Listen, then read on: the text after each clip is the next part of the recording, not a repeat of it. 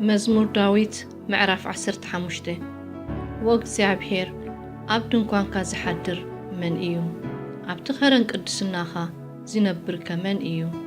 እቲ ብቕንዕና ዝመላለስን ጽድቂ ዝገብርን ብልቡ ሓቂ ዝዛረብን ብልሳኑ ዘይሓሚ ንመሓዝኡ ገለ ክፉእ ዘይገብሮ ንብጻዩ ዘይጸርፎ እቲ ጽዩፍ ንዑቕ ኮይኑ ዝረአዮ ንፈራህቲ እግዚኣብሔር ግና ዘኽብሮም ዝገድኦ እኳ እንተኾነ ነቲ ዝመሓለሉ ዘይልውጦ ገንዘቡ ብሓረጣ ዘይህብ ንጉድኣት ንጹህ ከኣ መማለጃ ዘይቅበል እቲ ኸምዚ ዝገብርሲ ንዘለዓለም ኣይናወፅን እዩ።